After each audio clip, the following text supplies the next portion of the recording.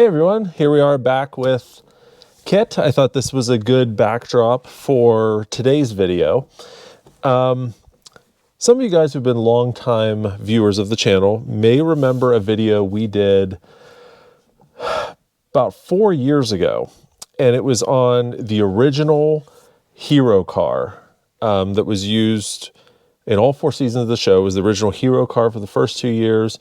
Then it was the right-hand blind drive car for the second 2 years. So back in 2021, I did a video on the history of that car. And then at the end of the video, I kind of teased a part 2. And I realized I never did a part 2. So here we are 4 years later. We're going to do a part 2 on the original hero car. So just to give you guys a recap, in part 1, I told you about how Universal Studios and Glenn Larson, they were given 3 identical 1982 black and gold Trans Ams from Pontiac. And those 3 cars were then converted into KITT. 2 of them were sent over to a car customizer named John Ward.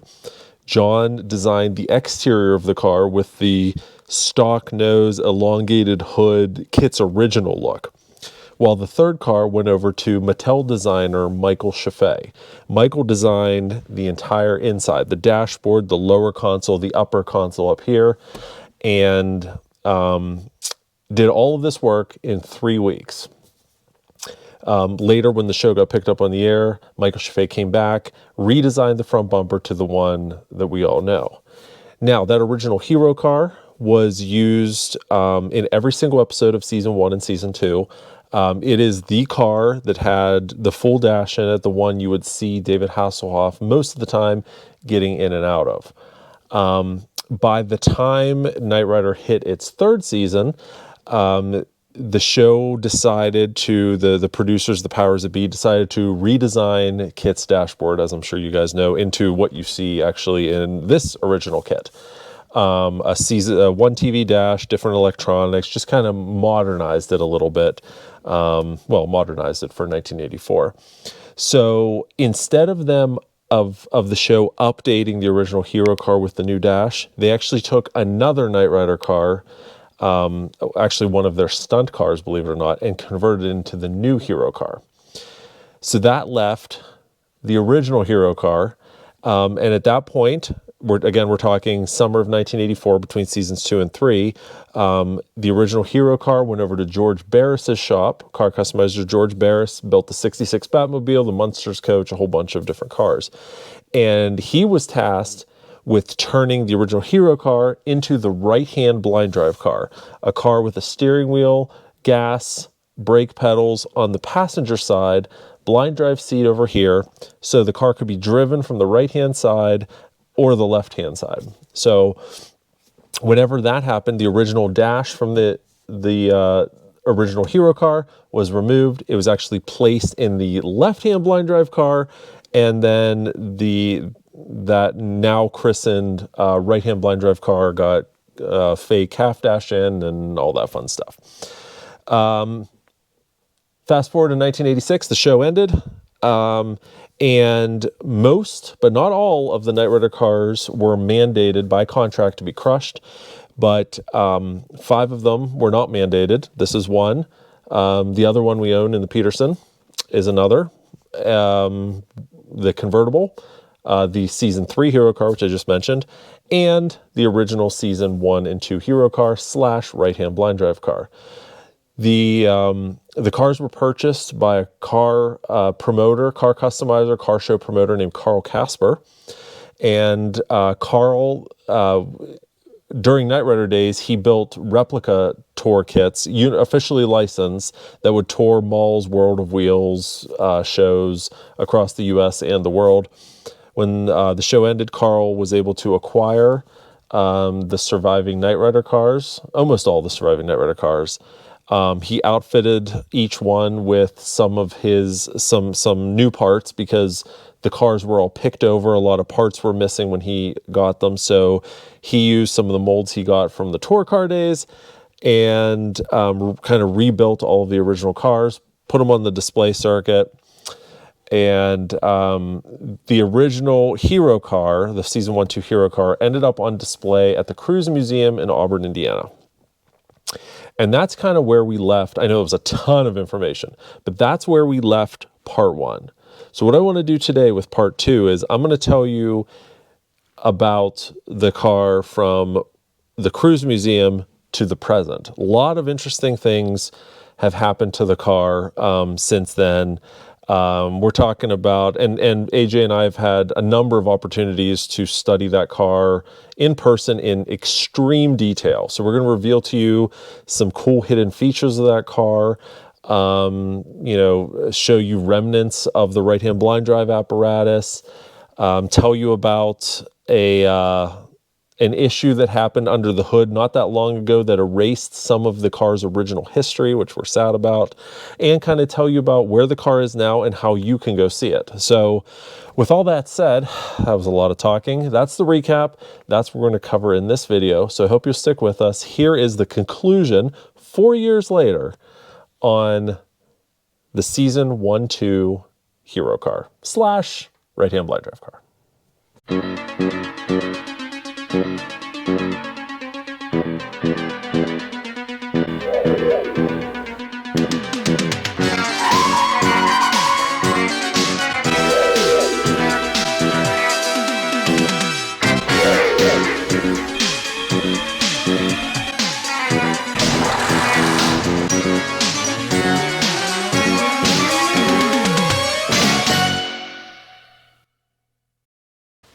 Some of you guys have been asking me about the garage progress, so here you go. Thanks, special thanks to Kevin, Lucas, and Mark for coming down here last weekend. We got the skeleton of the whole thing up. Man, that was a ton of work, but it's coming together, starting to put some skin on it, I guess you could say. But this kind of gives you a better idea. So we got 3 stalls. This stall is going to have a lift in it, and we're gonna have you know, be able to park a Knight Rider car in here or two, and then there's gonna be room off the back, and then we'll have some other space for whatever we get into. So the hardest part left to do is getting the roof on. It's not hard, it's just getting up there. So if any of you guys want to swing by and put a roof on for me, I'd greatly appreciate it. So that's where we're at, but this is going to be the Knight Rider museum / garage. It's going to be really cool. We're going to have all of our props and toys and merchandise on display. I have a vision. It's going to be pretty awesome. So, but can't do that until I finish the skin, get the roof on. Again, that's going to be the worst part, getting it insulated. So there's an update on the garage on this rainy day. All right, so we're gonna do this kind of in multiple parts. Part 1, we're gonna take you back to 2012. I think it was late 2012 at the Cruise Museum. Maybe I should turn the dash on for this. There we go, it's more colorful. So late 2012 at the Cruise Museum. So AJ and I had known that the car, the original hero car, was in the Cruise Museum. Had been for, I don't know, well over a decade prior to 2012 when we finally decided to go see it. So we didn't have any contacts at the museum. We decided to just go and see what would happen. So we went in one day to the Cruise Museum, walked through their gallery, and ended up at the Knight Rider car. And parked beside it was one of the Mustangs from the 2008 Knight Rider, not screen used, a tour car. There's also a General Lee tour car, an A-Team tour car, and just tons of customized automobiles. It was really, really a cool museum.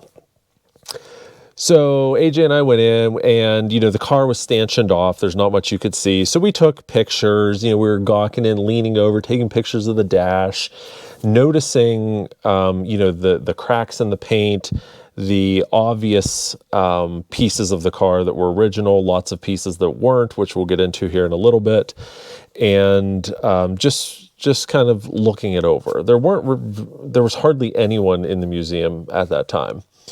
So, AJ and I kind of formed a plan, what can we do to kind of see more of this car? And our first rule was we're not going to touch the car without permission, right? That's just common courtesy. You don't do that at car shows, in museums, anything. So we knew unless we had permission, it was hands off, which we were fine with. So AJ had this brilliant idea. He said, let's go to Walmart.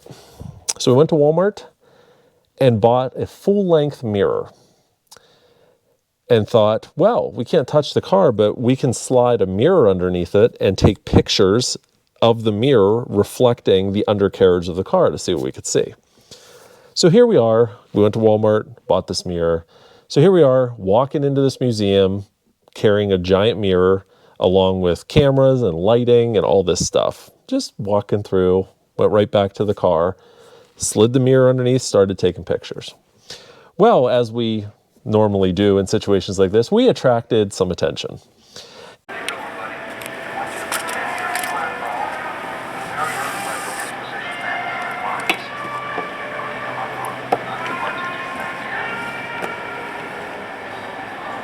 Well, I can see that the blue wire goes in right above that bracket.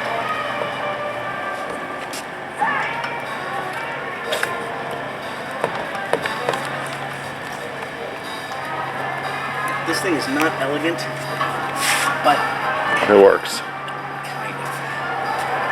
Kind of works. I'm recording you for posterity. We had a couple people stop over from the museum. Super nice people.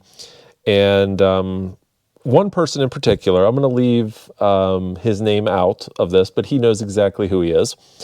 And just the nicest guy. We told him kind of who we were, the Knight Rider historians.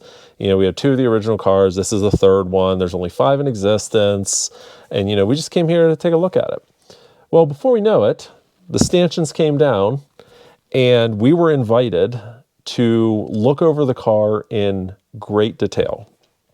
I'm talking popping the hood, popping the trunk, getting under the dash, under the car. We were all over it. We were very respectful of the car, as this person quickly realized, and that we treated it with respect and reverence, just like we do with the ones that we have in our possession. And we discovered all kinds of interesting things about that car. And some of the details that we know about the car now, I'm just going to turn this dash off so it doesn't get too hot just sitting here. Oh, it's probably fine. It's run for 8 hours at a time. Anyways, so a lot of our findings on those, we were there 3 days, confirmed, everything we thought about the car. And I'm talking about, things like the fuel cell in the trunk. So we opened the trunk and there's a 5-gallon fuel cell, which we knew that a lot of the stunt cars had. Neither one of our original cars has fuel cells, but that one does. And so does one of the other surviving ones. That's a whole other story. Fuel cells, it had the tow bar receivers, skid plate underneath, the manual trunk popper, a brake line lock system, the correct fog light setup, gauges in the center console. So you have to remember this car had a full dash in it. The Hero car had full dash in it. None of the gauges actually work, so they need to be able to monitor oil pressure, coolant temperature, battery. So they actually installed gauges in the center console. Those were still there. One of our other originals has the exact same gauges in the center console. And then beyond that, we started noticing the specifics of the right-hand blind drive setup. Now, years ago, we got many behind-the-scenes photos of its construction from George Barris, so we knew what the apparatus looked like. Now, unfortunately, most of it had been removed, but you could see things like the cabling that attached the passenger side pedal to the driver's side pedal. That cabling was still there, along with a heavy-duty welded brake pedal on the driver's side, just to reinforce it, to make sure those cables didn't pop off. Because when the brake pedal was pressed on the passenger side, it would actually pull the cables and pull the brake pedal on the driver's side, which would then slow or stop the car. So they needed that to be a very secure connection. We know that the steering wheel on the passenger side was connected to the factory steering column via a sprocket and chain set. Now, the steering wheel and the chain was gone, but the sprocket is still welded to the driver's side steering column. Beyond that, underneath, on the stock dashboard, you could see where the stock dashboard looked like it was cut with a saw. And we know, thanks to Michael Chaffee showing his build photos of the original Hero car, we see a picture of one of his guys sawing that stock dashboard. So, you put all those pieces together and you're like, well, that proves the history of this car. It was absolutely incredible, absolutely incredible to see some of that stuff. The brake line lock lights. So whenever the brake line lock was activated, there would be a buzzer that would buzz on the inside. I don't have my keys, or otherwise you could hear the buzzer on this car. And then the red light would show, just to let the stunt driver know that the line lock was on. So that was all still intact as well. It was pretty amazing. All right, so we left that meeting in 2012, going into it not knowing what to expect. We walked out of there with an incredible 3 days, and we made a new friend that we're still in contact with today. So that was an incredible experience. So that was 2012. The next year in 2013, Carl Casper took the Hero car, and he took his tour car generally, the A-Team van, and one other one. What was it? Oh, the Mustang from the 2008 Knight Rider. Took them to a World of Wheels show. I think it was near Louisville, Kentucky.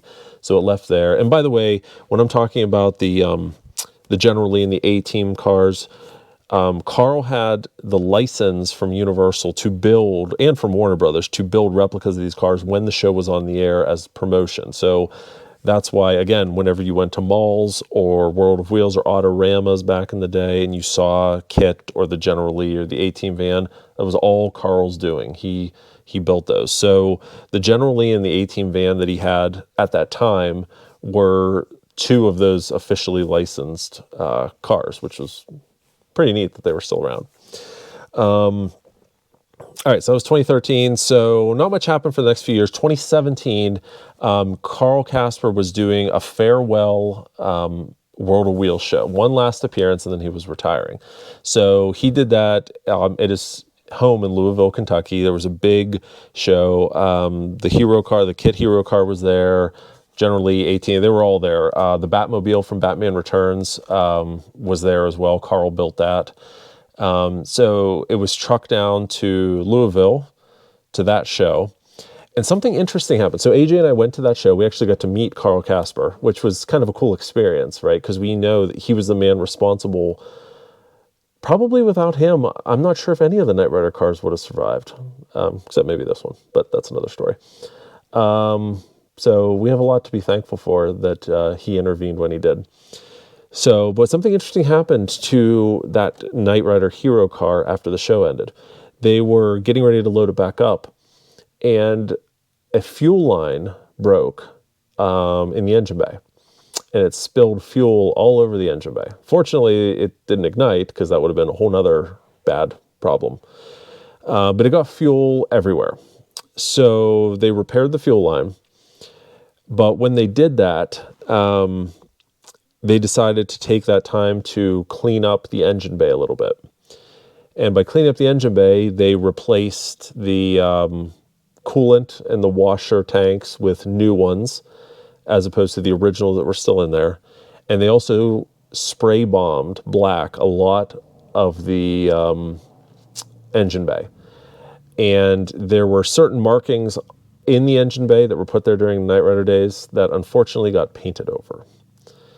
And that was disappointing to know and hear that happened. But fortunately, the car didn't catch on fire or anything like that. The oil or the fuel issue was repaired, and the car was trucked back to the Cruise Museum just in time for our picture car reunion that we did. So on April 29th of 2017, AJ and I decided to host a Knight Rider picture car reunion at the Cruise Museum in Auburn, Indiana. A lot of you guys were there. It was a really cool one-off show that we did. We reunited 3 of the 5 surviving Knight Rider cars. This one, the other one that we own that's currently in the Peterson Museum, and the Season 1-2 Hero car. So that would have been the first time, because the car that we have that's in the Peterson was also one of the original 3 cars bought for or obtained for the pilot. So that would have been the first time that 2 of those cars have been together in decades. So that was pretty cool. So we did the picture car reunion. We had a number of guests there. Michael Chaffee showed up. Ron Martinez, the unit production manager of the show. We had Jim Morris, who was in transportation. Just a really neat experience to have them with the cars and to talk about their experiences on the show. And, one of the other neat things that we got to do kind of after the show ended, and we've never talked about this before, is so after the show ended, the majority of the crowd left, and there was just a handful of us that were left behind to kind of help clean up, put the cars back, get it all kind of situated where it needed to be. And it was during that time that we made a couple amazing discoveries on that hero car. We had the opportunity to get the codes off of the engine. So we knew that the engine in that hero car was not original, because the original engine block for the hero car should have been blue, but the one in there was black. So we're like, well, what's up with that? So AJ went in and got the sequence number off of the engine. So the engine blocks on the Firebirds at that time had the last 8 of the VIN on the engine block. So we knew that the engine block was not going to match the VIN of the car. But what we didn't know is what we would find and how significant that would be. So I'm going to take you back. We filmed this discovery, not knowing it would be discovered, but we filmed it. So I'm going to show you right now what that discovery was. 8, David Hasselhoff. All right. 2DL, that's an 83? It's an 83, and guess what range it's in? 491, that's not too long after. It's pretty much right in the range we're looking for, isn't it? You think that's a train wreck engine? Yes, I do. I absolutely do. That makes perfect sense. Yes, it makes... Strips and cars. See why we wanted to do this so bad? So they must... see, I always thought they put a 350 in here, but that's not. That's a 305. Yeah. Oh, you had my hopes up. All right. So they probably blew up the original motor and had to replace it with one of the spares from one of the train wreck cars. Well, they did a nice install. Who's inside? It's all right. So isn't that amazing? So the original hero car actually has an engine from one of the train derailment cars. It's amazing. Out of all the original cars, that's the only one that doesn't have its original engine, and it's one of the train wreck engines. If you think about it, it makes perfect sense, but it's so awesome. So at some point, they blew up the original engine for the hero car. My guess is it was during the latter half of the series, whenever the car was being used in more of a stunt capacity as a right-hand blind drive car. So that was a huge discovery. We also discovered, the original mounts, the original screw holes for Michael Chaffee's Season 1 Season 1 upper console. We discovered a build sheet under the passenger side seat, and the build sheet did not match the VIN of this car. So we had another mystery on our hands. But it turns out that the VIN on the build sheet under the driver's seat of the Hero car, that driver's seat is not the original seat. That's something that Carl Kasper installed. The original seats for all of the cars were either missing or they were very damaged. So just from film use and all this stuff. So Carl would literally go out to salvage yards and would and find PMD seats in the original fabric, grab them and put them in the car. And there was a build sheet under the seat, and that gave us the VIN of one of the donor cars for rebuilding some of the original Knight Rider cars. Again, totally awesome. All right, so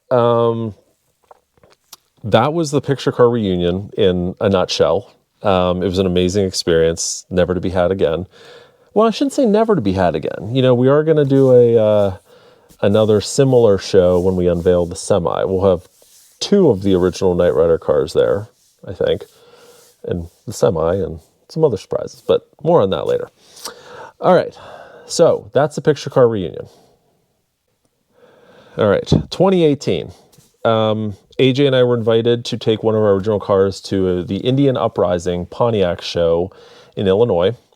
And on the way back, we stopped at the Cruise Museum and met our friend who works at the museum, and spent a day with the car again, just kind of looking it over. And then, of course, during that same visit, one of the other things that I wanted AJ to confirm was the fog light, the bracket.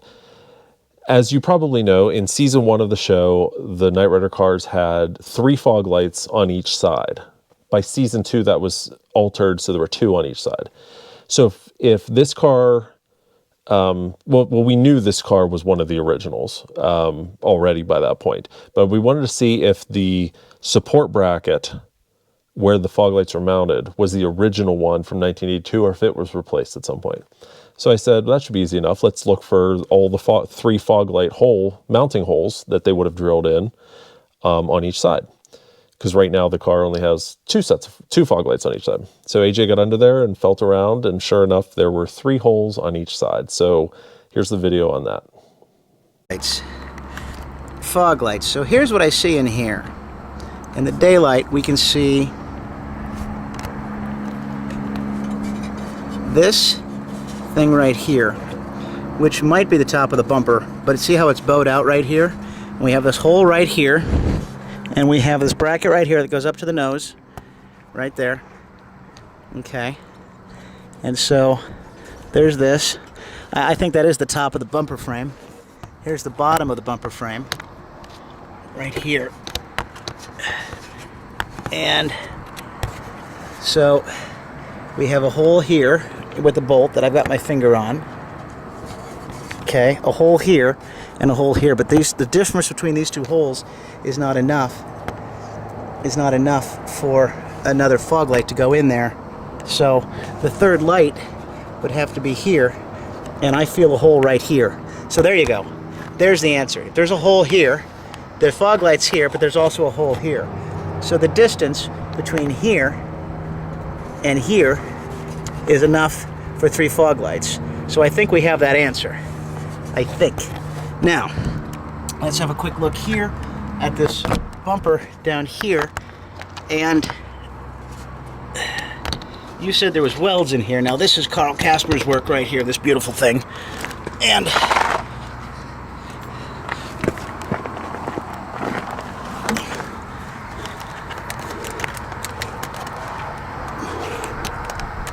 yeah, this is going to be the best way to do it. Yeah. The light's perfect. Then we're done for now. That's better lighting we've ever had in there. Okay. I would say mission complete for everything that's reasonable right now. All right. So that was our experience with the Hero car. Now, it's a good thing we went. That was August of 2018. It's a good thing we went then, because only 3 weeks later, we got word that the car was leaving the Cruise Museum permanently. It was heading back to Carl Kasper's warehouse in Louisville, Kentucky. So we didn't know if we'd ever see the car again, if it would just be in storage or what was going to happen with it.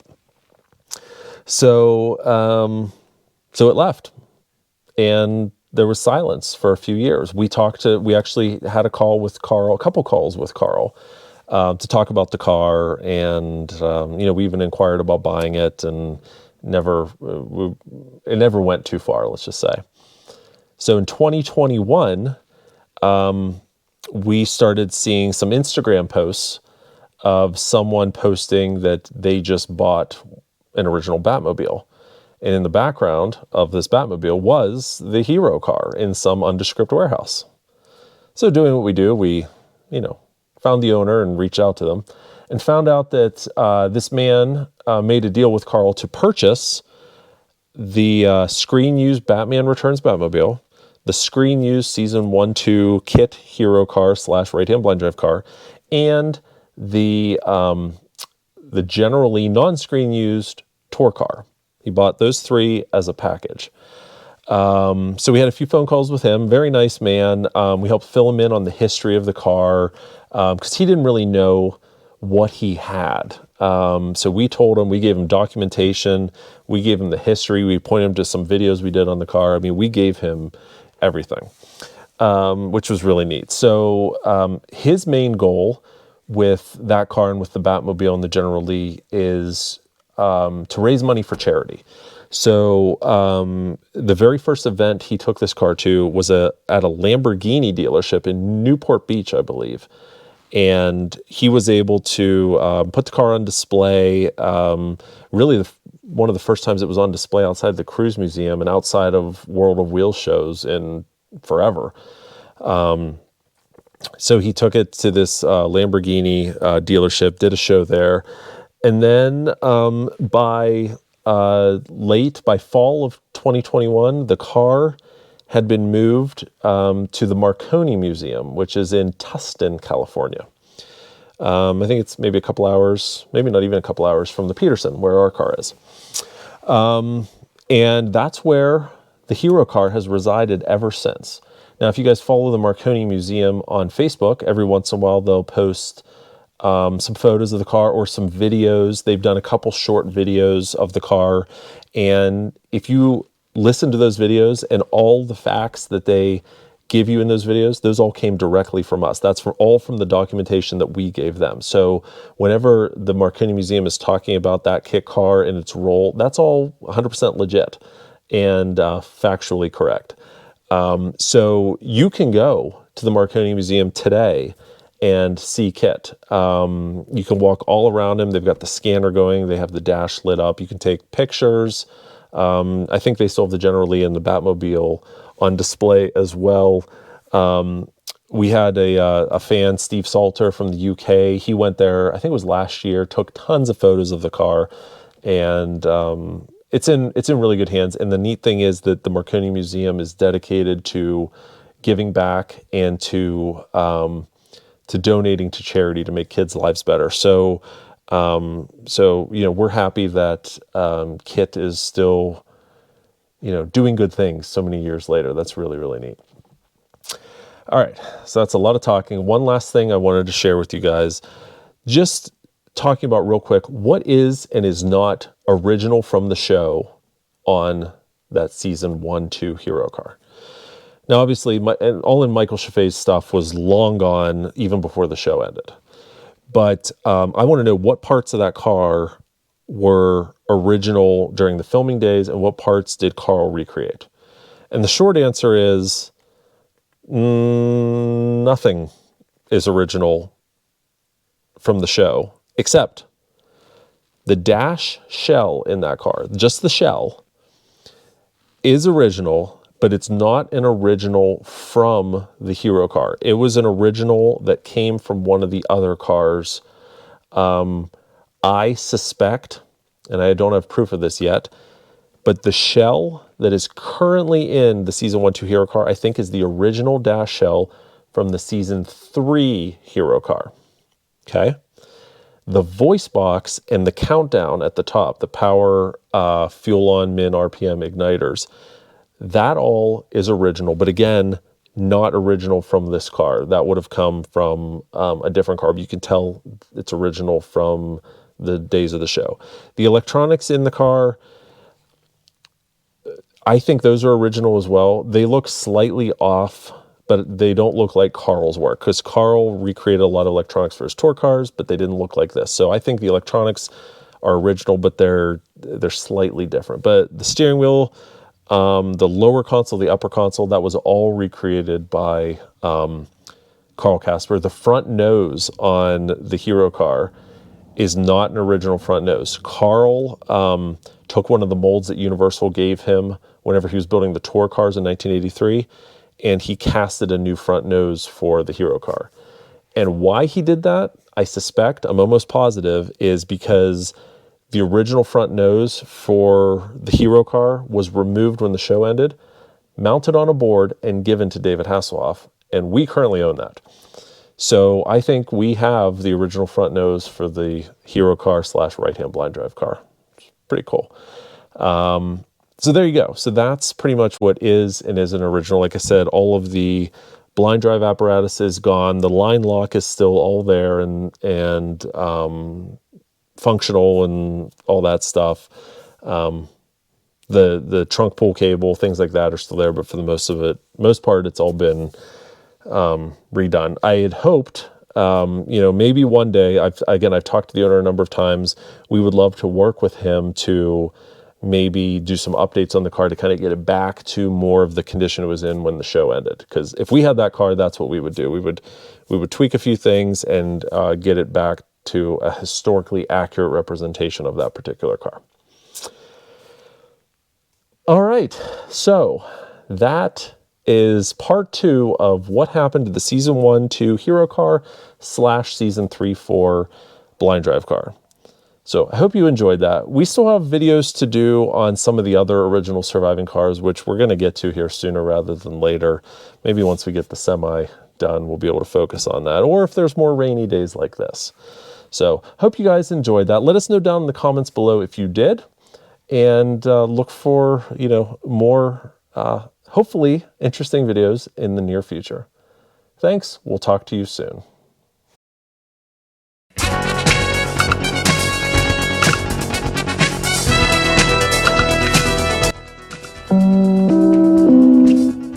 Hello friends, it's me, Kit. When I'm not out fighting crime, I like to follow my friends at knightriderhistorians.com. Check it out.